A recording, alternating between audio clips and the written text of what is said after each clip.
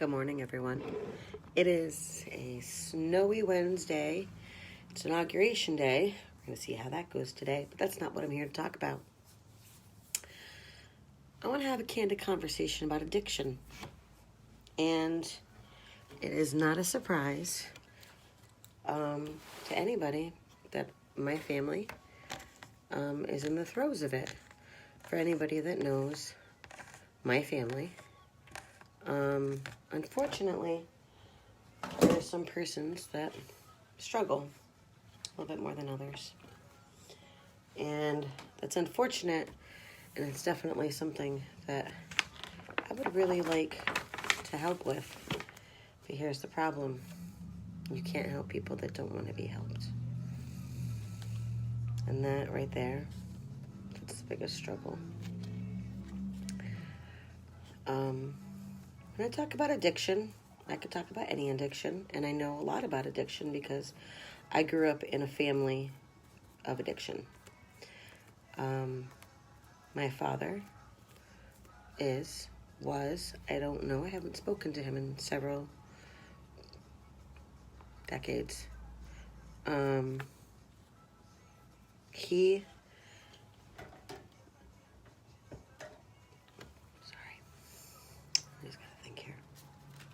His addiction fueled the rest of the families. Because here's what happened is when you have addiction and when you have children, there's undoubtedly going to be a passing of traits, a passing of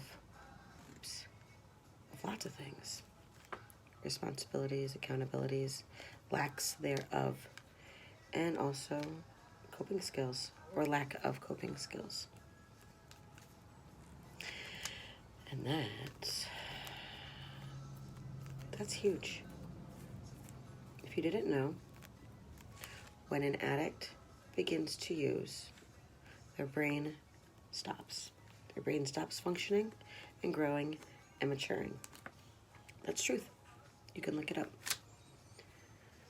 Now, how hard is that on people if you've had a family member who's been using since they were a teenager? Right? It sucks. That's what it does. So for 20 years, my family's been dealing with an addiction. And it's not good. Unfortunately, recently it came to a head in a real ugly way. And I really hope that a coming to Jesus moment has come. However, I don't think a coming to Jesus moment has come.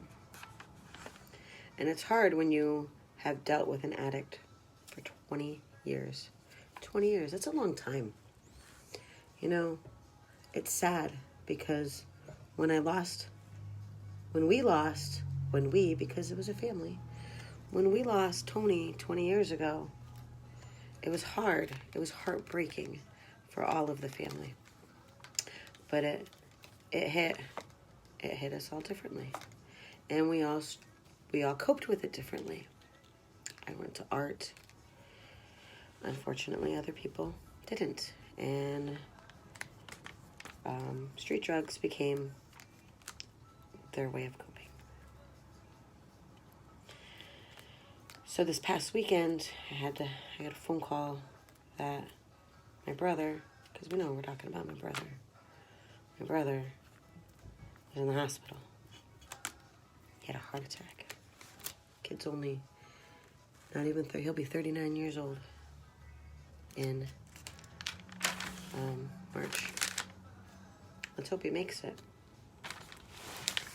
because he has damaged his body so bad. And it's sad because when we lost Tony, I lost two brothers.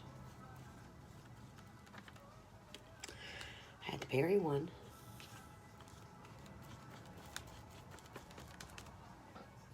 And I have no idea who the other one is.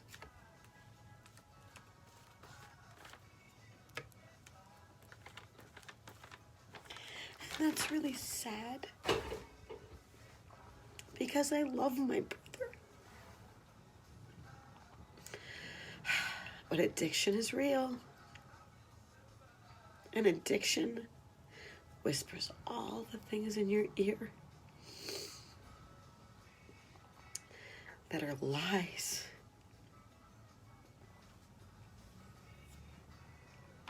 I really, really had hoped that after a fucking heart attack, because, you know, it's what things will do to you. He's got blood clots in his lungs and his organs are failing. And secrets keep you sick. And this has been a secret that he's been keeping. He's been using for the majority of 2020, probably, into 2021. And it's not anything like, don't we wish it was just smoking pot? I fucking wish. But no. Nope. I never understood opiates. I never understood any of that. The appeal to all of that. That's difficult for me to understand because I'm a feeler. And maybe it was because I had kids so young and I had responsibilities and, you know, I really could have probably lost myself in the throes of addiction. I mean, I was a heavy drinker for years. I admit that.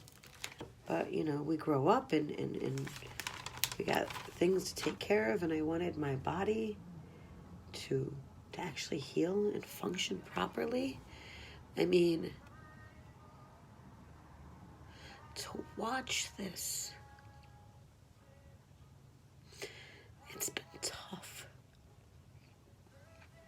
And my mom,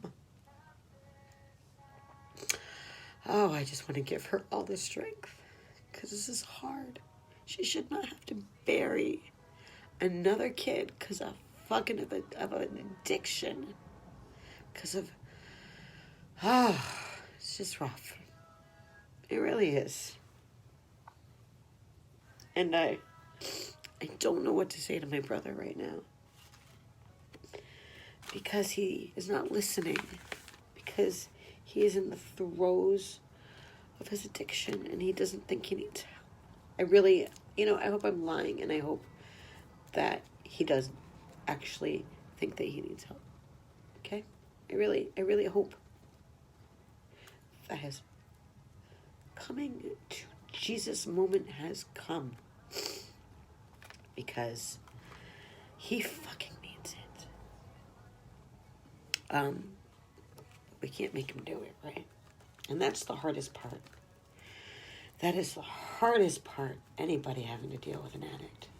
Can't make him do shit. Love you too, Sheila. Just rough. Like, come on. What is it going to take to wake this kid up? He's got 3 beautiful kids that are amazing and awesome. That deserve far more. They deserve a dad. He wants to be there, but he can't be there like this. So yeah. I've been holding on to this for a minute. This happened over the weekend, and I've been processing and haven't really been saying much. Because he was discharged yesterday. So that's scary. Scary that he's not in the hospital anymore. That he's home. That he's around his dealer and his addict friends. And that he's not reaching out for the supports that he needs. That's a struggle. And he ain't listening to me. He's mad at the world right now. He should be mad at his damn self. So, I'm just here in my process, making my art. Gotta get this male love out. But I gotta get him unpolished first.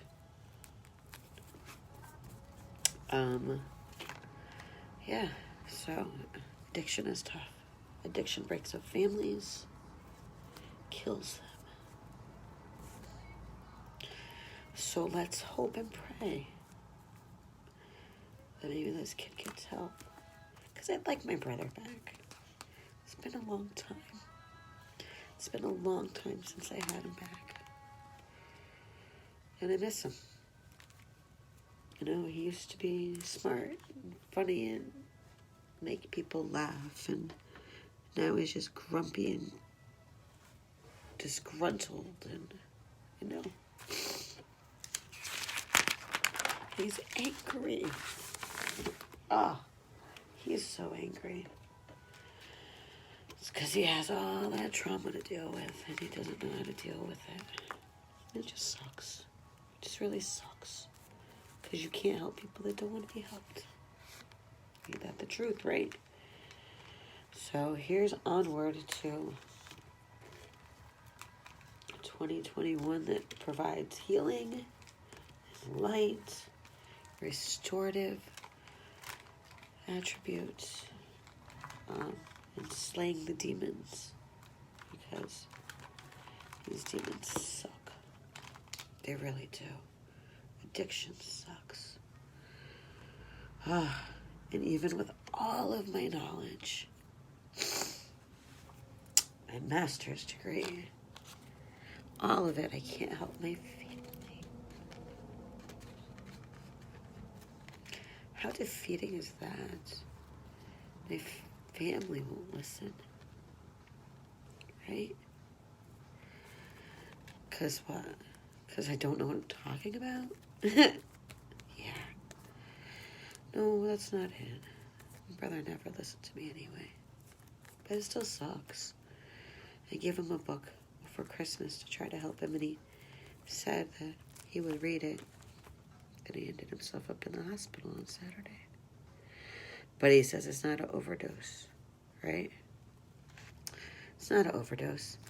Bro, there's an adverse reaction to the copious amounts of cocaine, crack, heroin, Percocets, drinking, and God knows what else. Yo, it's not an OD. Your body's fucking falling apart.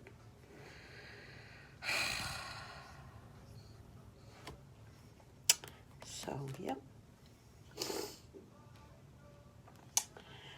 Yeah. So I really hope and pray that if you are dealing with addiction, I've given you the strength, because this shit sucks. I don't want my mom to lose her son. I don't want my nieces and nephew to lose their dad. I don't want to lose my brother. He doesn't seem to care. Maybe deep down, right? I had the strength to, when I had to stop drinking, to just stop drinking. When my doctor said, your liver is not happy, you have to stop all of these. And I did. I had the strength. Not everybody has that. I'm aware of that. We all have different resiliencies to the things that we deal with in life. And we are a society built on Band-Aids. So a lot of these rehab centers along the way, these 90-day programs, don't fucking work, bro. They don't work.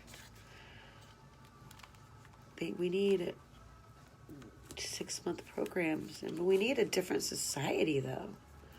Like, we need to stop allowing ourselves to be addicted because we're trying to escape all of these traumas that we're living with in our lives. Like, that's the bottom line here.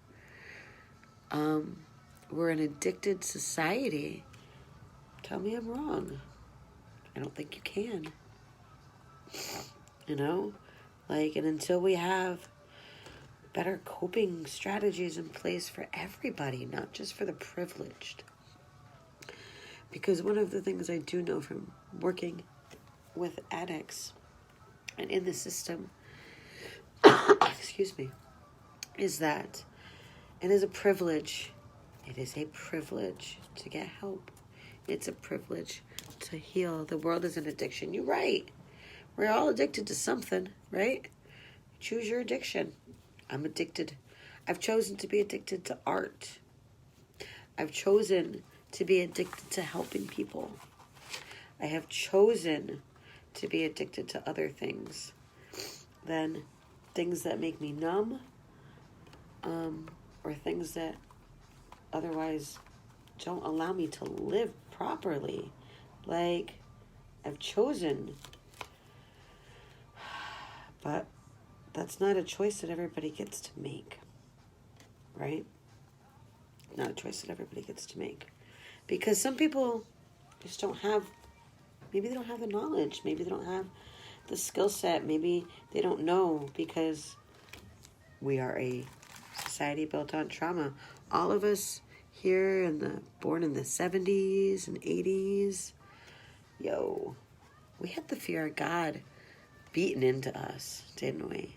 But we also got shitloads of trauma that we've had to unpack and take apart and not spread to our kids. Come on. That's bitches. That's hard. When I left my ex-husband, when I was 22, it was a very hard decision. But it was the best decision I ever made. And after that, I began to break the cycle of violence with my children, because my ex-husband was a violent person. And that had to be broken. And it was after I left my ex-husband, and a couple years after that my brother died, and that rocked my world in such a way that it threw me into art therapy. It threw me into the expressive arts and into self-healing. And it works. It works. The world is an addiction. We get to choose what parts of it we're going to be addicted to. I'm addicted to unicorns and celery with hummus and almond butter and art and helping people and saving the world. Not everybody wants that, but I at least want everyone to be addicted to healthy things. We can do that, but we got to put our phones down, and we got to talk to people, and we got to see within ourselves, and we got to slay the demons. And that's the hardest part.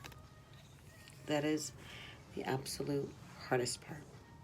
So, here's what I'm working on, guys. I'm going to pull out my other part here. So I'm Mod Podging these all up so they can be dried off and I can get them out. Oh, and here's my Male Love board. See? Like, that's with the Male Love 2021 coming in. So, thanks for watching, guys. Hard topic. Super hard topic. I'm not going to stay silent about it anymore because it only makes the family more sick. And we all have a part in this. I've been the tough love sister that my brother ignores. We've all enabled my brother in different ways. But I really, really hope that this time he just has it in his heart and the will to just slay the demons, because I want my brother